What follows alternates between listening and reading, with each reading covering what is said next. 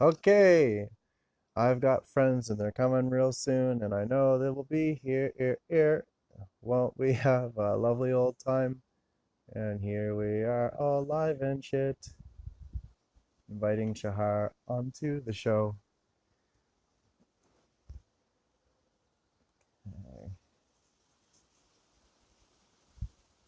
Hello, hello, hello.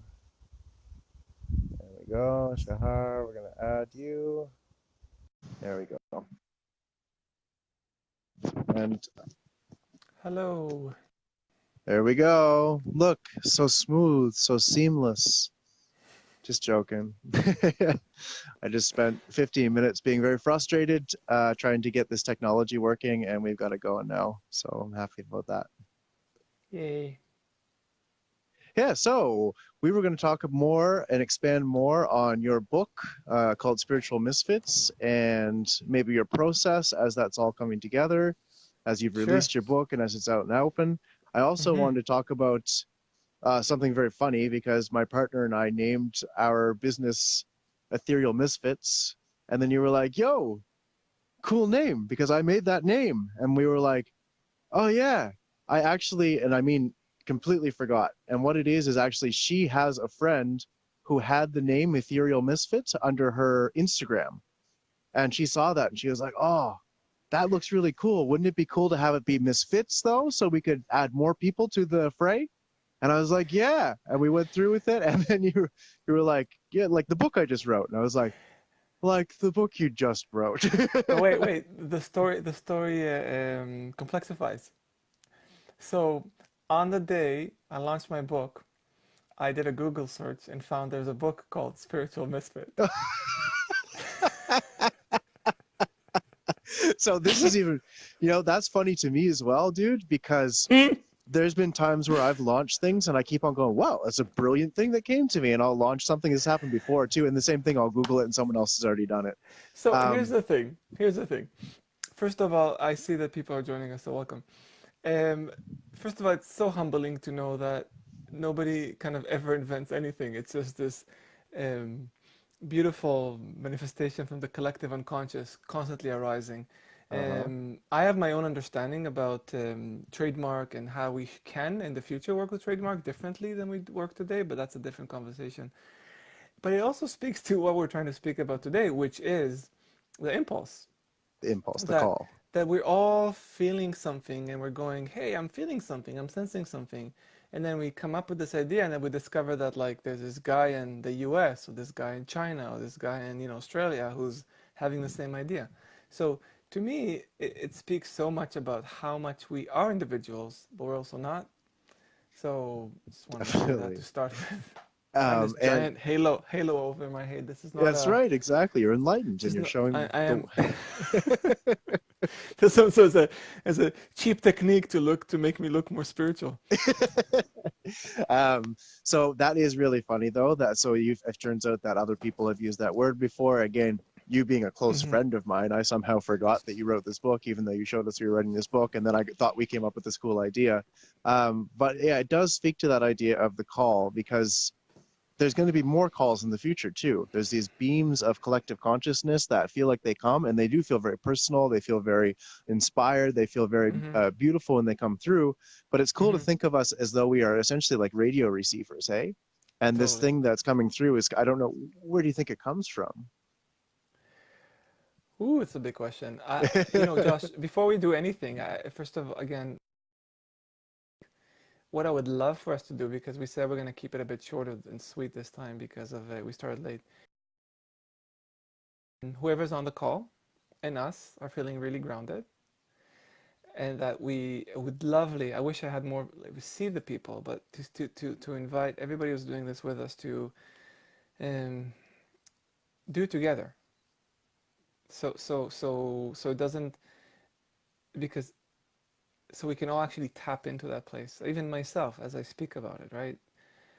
And I don't know what that means. I don't know where it's going to take us or what we're going to do with it. But I just wanted to do that invitation, um, because you're right.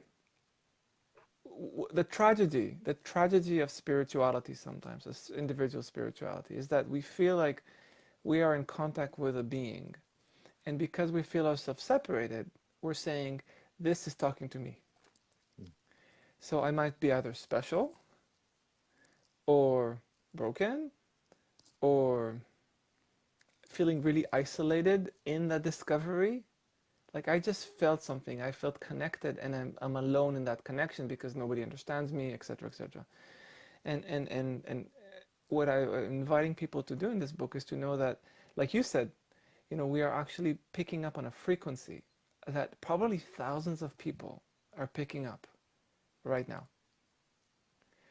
But because we don't know that, we don't know that we're not alone, and we don't know that we belong to a tribe immediately, that we are belonging to something bigger than us, and that we are part of something that is bigger than just us having a spiritual moment.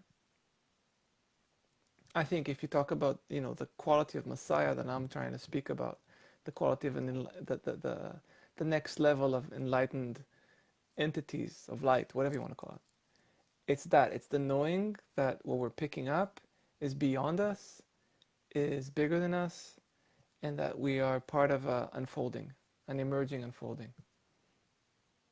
Makes trademarks look a little bit funny, really, doesn't It does. It's a, it's a balance, right? It's a balanced thing between, you know, human geniusness and individuation, which we're still getting there, and the fact which I really like in academia, because in academia we always quote other people. We always say, "Hey, I have this idea, and he said that, and he wrote it, and he thought about it," and we build this like lineage of thinkers. So nobody says it's my idea. We can see how all ideas are broke or actually are built on other people's ideas. it? What happened in 20th century, mostly in the second part of the 20th century, stronger, is that notion of um, just the individual. Because we're at that heightened sense of individual, we kind of lost the fact that all good ideas emerge from collectives. All insights emerge from the pressure of culture. It's not, the genius doesn't come from, even a personal genius doesn't come from like just a person. It's the person and their family, and the way that he or she got supported, the way the cultural milieu of the time, the resistance to the cultural milieu of the time. These are dialogues. These are collaborative or non-collaborative, but these are things that happen between people, and we keep on making it about you or him or her, and then again feeling separated because oh, my teacher is so great and I'm not, or the guru is so enlightened and I'm not, and they're so brilliant and I'm not, and we really miss how much the insights are actually created within the pressure cooker of culture or groups or tribes.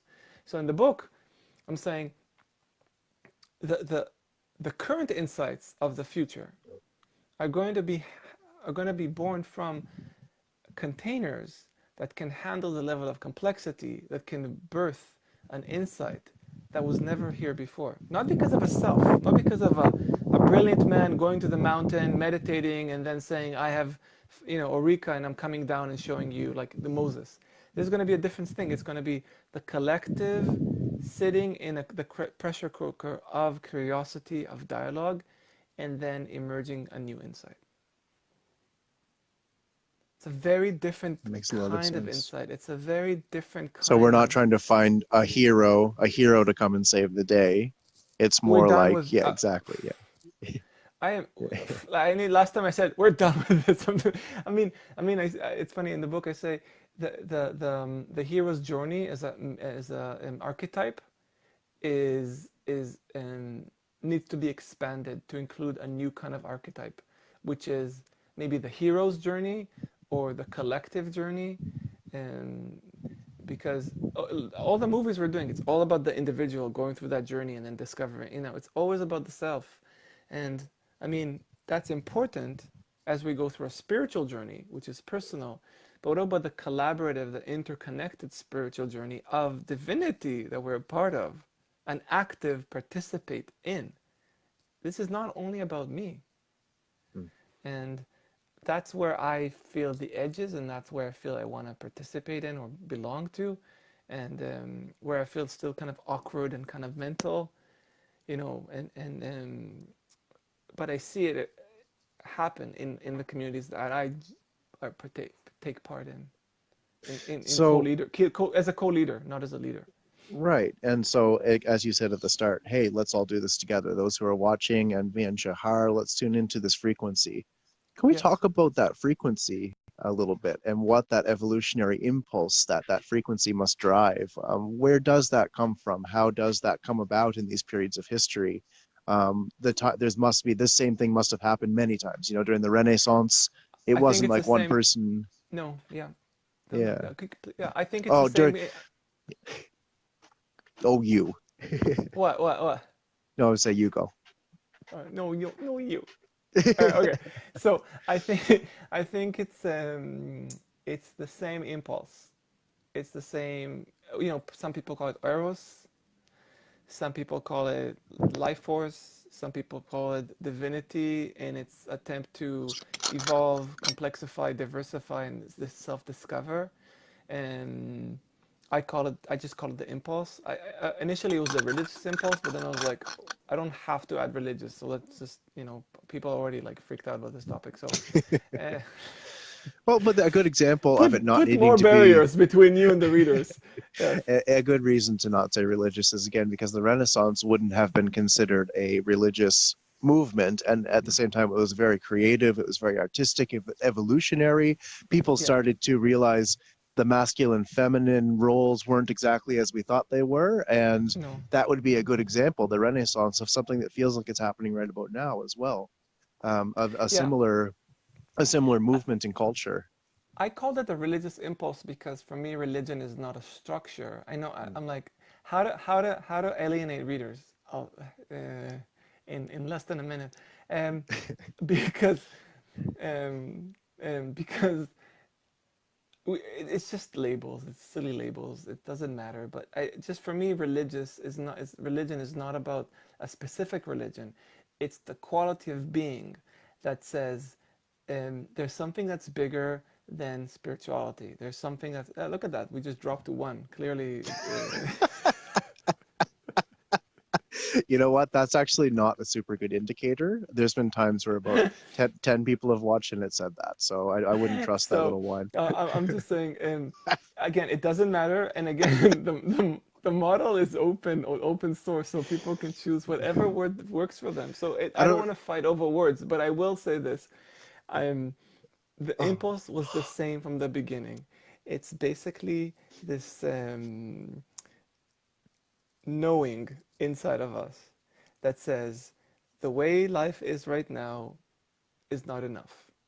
Something wider, hmm, something bigger, something more complex wants to be birthed, and I either pick it up or not. I either allow it to grow or I hold the container even tighter. I mean, hmm, that's how consciousness works. So, um, it's yeah, you're right. It's been there from the beginning, and now, what is that impulse? What is that next layer? What is that maturation of that impulse? Which again, I'll say one more time. It's I think is reality, nature, spirit, self, God trying to understand itself in more and more and more layers and flavors of love. hmm. Hey, that makes a lot of sense. We got a message from Kelly Marie just saying you're doing a great job, guys. So you don't have to worry about. I imagined as you said religious, the word religious, it was like re, le, and then people dropped off then before you got to finish the word. Re, le, I yeah. mean, it's funny, everybody's listening. It's funny because I know that a lot of you have it's a trigger word. It's like, it's like God. It's like, and I don't, I could have chosen to write the book and say spirit, and I could have chosen to write the book and ignore religion, and I would have more readers and I would have more popularity.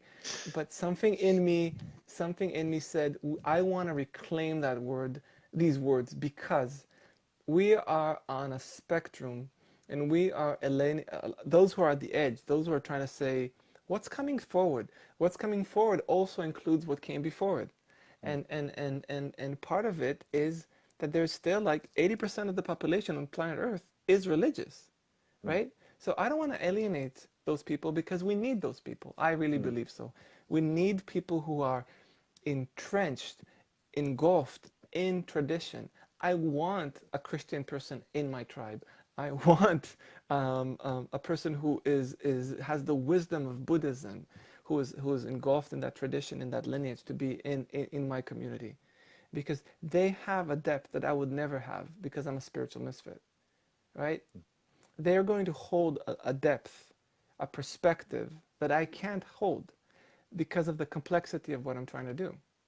So is it going to be easier? No, it's much easier for me to sit with a group of people who are like kind of like more open, flexible, and dynamic, and we all feel connected.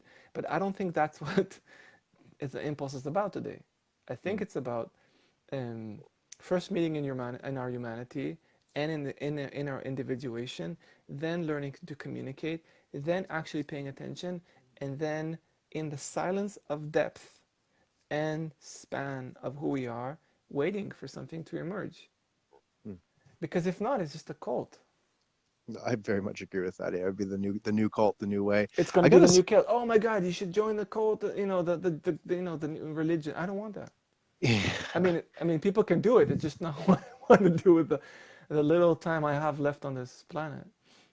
Hey, again, thank you, Kelly. She just a great explanation. Really appreciate that you're here and that you're really with us. If there's any questions that anybody has, by the way, please feel free to write them out and we'll respond to them. Um, I wanted to say that actually reading your book, I've only gotten 50 page into it, but I have to say, I think you use the words religion and God very tastefully.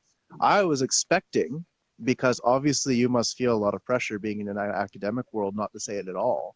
I was expecting you to go a bit over the top by the way that you were reacting. Like you're like, fuck, I'm going to do this thing. I'm going to use these words. I'm going to freak people out. And I expected it was going to be a lot more over the top. When I read it, I was like, oh no, you're very tasteful in your presentation. I feel like Thank you. you're very tactful in the way that you're using the words. I censored myself a little bit, but thank you. But also, I feel like it was a scary thing to do. Even now, I chose to write a book that is non-academic Mm, and that speaks of my intuition and not research.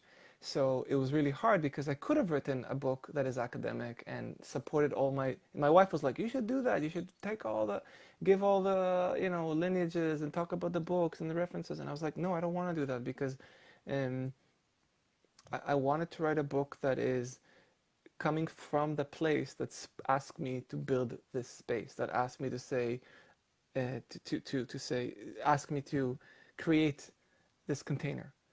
mm, And actually, that voice even didn't say write a book. I think that was my ego, but you know, the small self that needed to make sense of it. But the actual voice, that impulse, just said create a container and people will start to show up. mm. And you know what? I believe it. I'm just a bit of a coward, and sometimes, and I don't have the courage to leave my job and just like start that yet. So And because also I mean, I like my recognizing job, so recognizing the try to do this and end up being called leaders by accident, right? Like it's a big thing to decide to become a community leader and specifically a spiritual community leader. Fuck, there are some really big pitfalls, like really massive ways that can go yeah, yeah. sideways. And I And think I dedicate a whole chapter to that. I saw that. Yeah. I mean, um, there is no way. Like I said, we said last time, there's no way in hell you can actually be a long-term spiritual leader without um, um, some form of corruption or ego distortion, unless you're truly enlightened, and that maybe we have maybe 20 a generation, maybe if we're lucky. Krishnamurti did pretty good, eh? He didn't end up telling everyone how to live or anything like that. He was a bit of an asshole, No, but Krishnamurti's MO was that. Krishnamurti's MO was like, you know, don't do that and don't follow me. That was his actually shtick as a right. teacher, right? So, Yeah. but you know, but he had like a lover, and he had like there's always there was you know, I mean, not that, but I mean, there's always the human behind the awakened master, Right. Right. and that we don't want to tell the story of because um,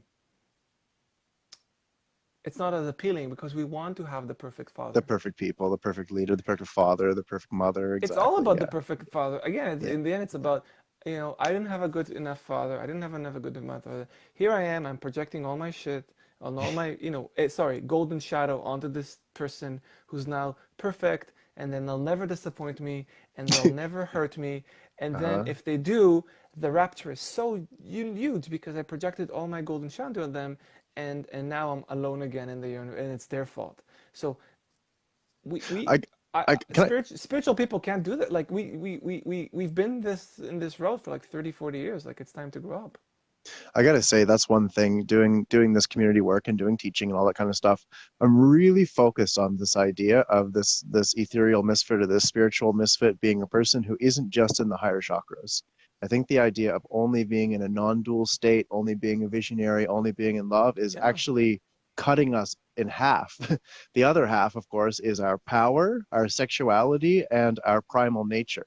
So if we're yeah. using the chakra system, there's this weird tendency to think that that primal, that sexuality, that power, we got to get rid of it, right? Even in the Occupy movement was like, no more power, no more power. And a part of me is like, watch the fuck out, guys. Like when we, those three aspects of ourself are now done.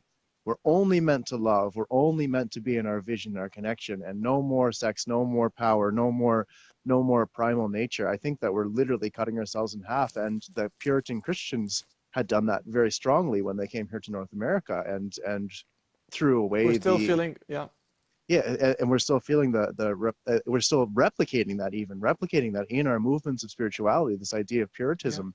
And yeah, it doesn't work for me, and so it's been really cool to no, teach from that standpoint, to speak about what an integral or an integrated chakra system looks like. It means that you have a primal nature, you have a you are a sexual being, you hold power, you hold love, you can speak about it, you hold vision and connection, and all of those things can work very beautifully together. Like there's no reason why wouldn't we have all of those things. Those are all yeah. lovely things. And it's interesting. In my model, I actually use that system just between us. So what I usually we use that model for ourselves. Yeah. In the model I'm using as the code, I'm saying, can we do that in community? So what does it mean to feel safe and grounded in community? What does it mean to feel power and sexuality and play in community? Because it becomes more complex, right? Because Fuck yeah, it does. your expression of sexuality can be really threatening to my expression of sexuality. And so how can we come together to do that together? And then what does it mean without you imposing on me and I imposing on you, right? So it's a beautiful dance. So that's where we have the principles there to hold that container. And then what does it mean for me to really know myself with others, which is very difficult in community because it's so easy to get lost. What does it mean for me to um, connect and feel love? What does it mean for me to speak our truth as a community, not just my truth, right? Etc. Etc.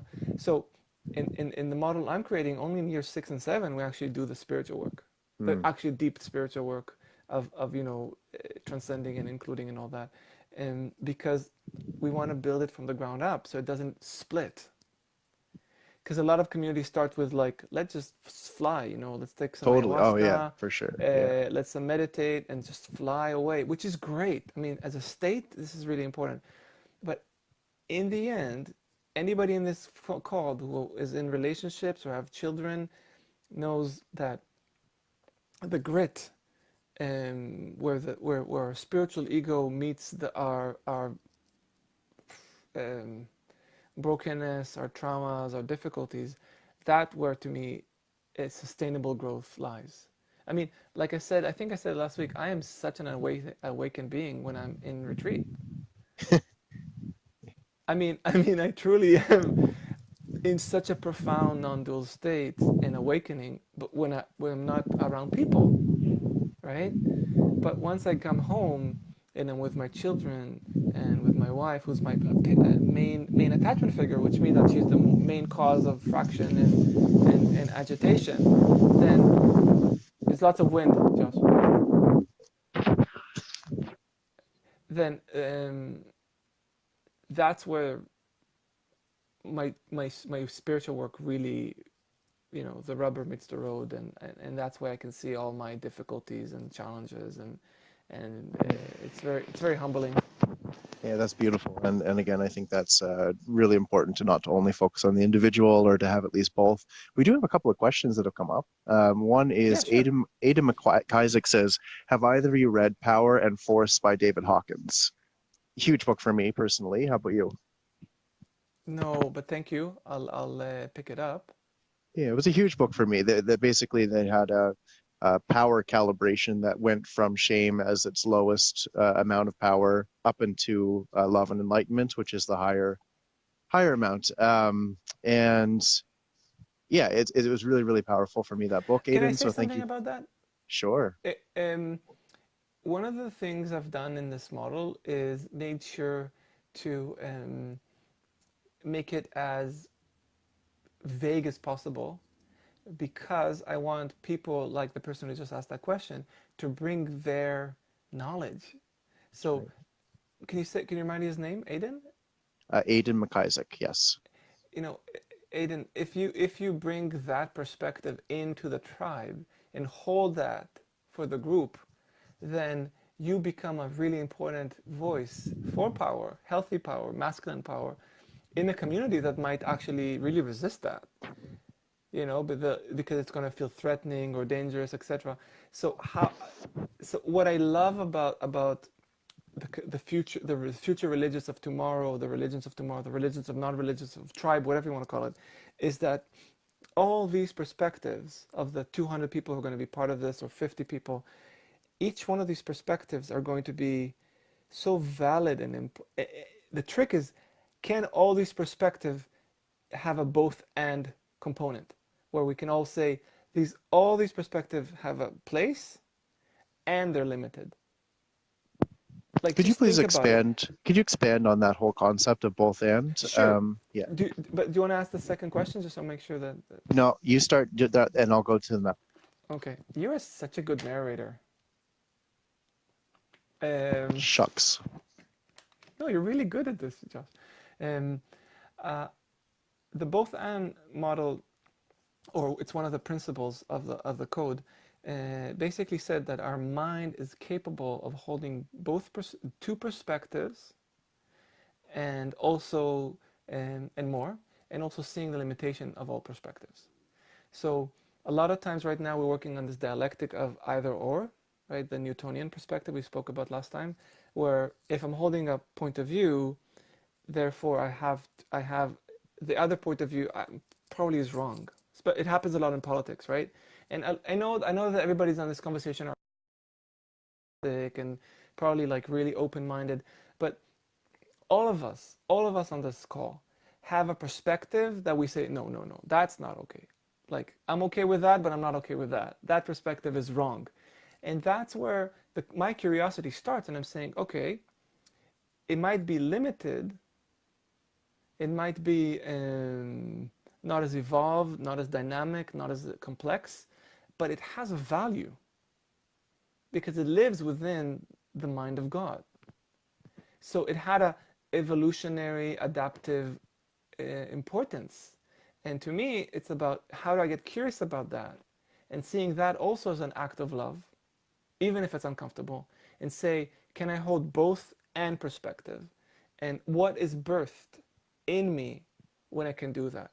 In my experience, what happened as a therapist, I can meet people, even if they really disagree with me, I can meet people in really negative places because I can hold these both perspectives and move quite flexibly between them, which allows my clients to feel a reduction of shame and curiosity about why they do the things they do or why they hold these rigid perspectives or limited perspectives. That's one version of it. It's beautiful, beautiful. And so I think that teaching on both and multi perspectives, but not just multi perspectives as they're all equal, but also being able to own the limitations of each one is maybe the most potent thing to come out of this particular. Yeah, It's that thing. It's like how is my idea complete and whole and limited? yeah, that's right. So the other question was actually just the name of your book, and what I'm thinking is Kelly Marie, who's been with us this whole time, really interactive. What I'm thinking is I'm gonna send a link to the Amazon uh, buy page, if you know what I mean. And I'm in Australia. I just ordered it here, so I know that it works for you, Kelly. I'll send it to you in this, and I'll also put it in the actual description for this as well. I forgot to do that the last time. Yeah, and anybody who reads the book and wants to ask more questions, I'm open to share. But again, I think the book is like a manual for you folks. You know, you can take it and you can start your own community because that's what I want. What I want to see. My dream vision is again hundreds of thousands of communities of 200 people doing this work together. Yeah, you don't want to Each you don't want community, to just get people reading your book. You want people to actually put it into practice, right? yeah, the book is a manual. It's not just like Yeah. a feel good. It's not a feel good. By the way, guys, it's not a feel good book. It's actually quite technical in that sense. But um, but what I want is people to take the book and be like, oh, that's a nice idea. That's an interesting idea. Let's sit together 15, 20 people and try to do this and see what happens. And because imagine like this. Imagine that I and 90% of us create flight, actually going to make the flight. And whoever does that is going to affect all the communities around the world. So it doesn't matter, like I said last time, it doesn't matter if 95% of the communities fail, but if one community manages to get the insight that's going to get us out of this funk, it could be a new idea, it could be a new model, it could be a new perspective, it could be a new quality of mind. It doesn't matter what community succeeds, but the success of one community is then going to penetrate to the whole consciousness. But in order for those insights to arrive, we need the communities to support the complex insights because right now we're lacking nuance. We're lacking nuance. I mean, even the most progressive ideologies lack nuance, in my view. Could It's you it's kind explain of that a like little bit further?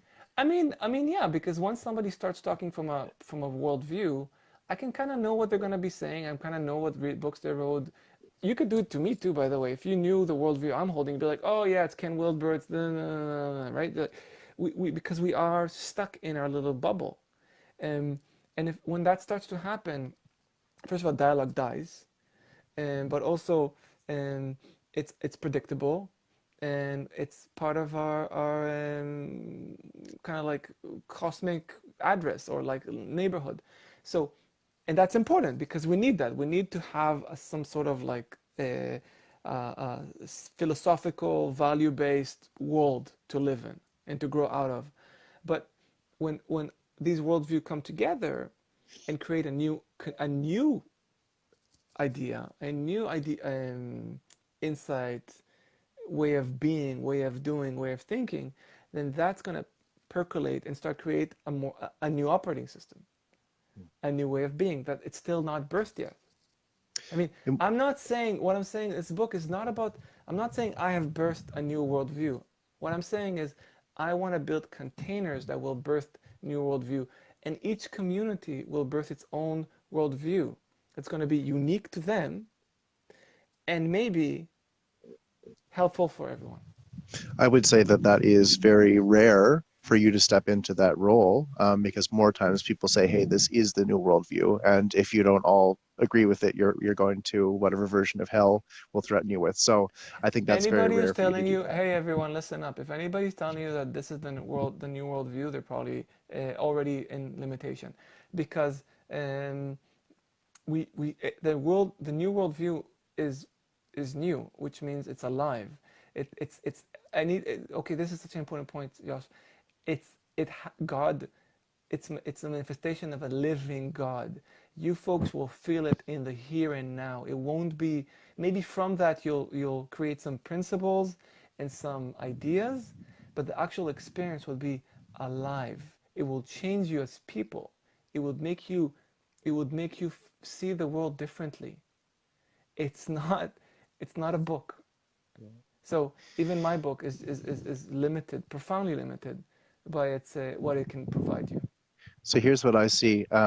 We have just had every person who, well, I see you still, Aiden, but Kelly and Crystal, who are both really watching this, just had to go. I think Okay, that should be a sign that we go. But I good. just wanted to say thank you so much for watching. For all those who did, we're going to give the link to Crystal and the link to Kelly. So we'll give the ones in Nova Scotia and ones in Australia. How cool is it? We live in a world where you can just spread spread the love that easily throughout the international.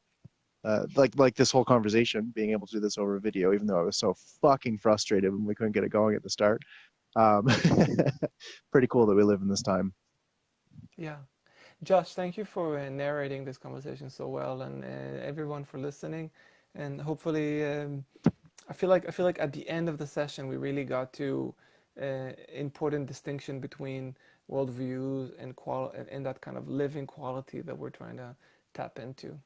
Yeah, I very much agree. And also, again, the both and accepting limitation and talking on that level, I think, is would change the whole.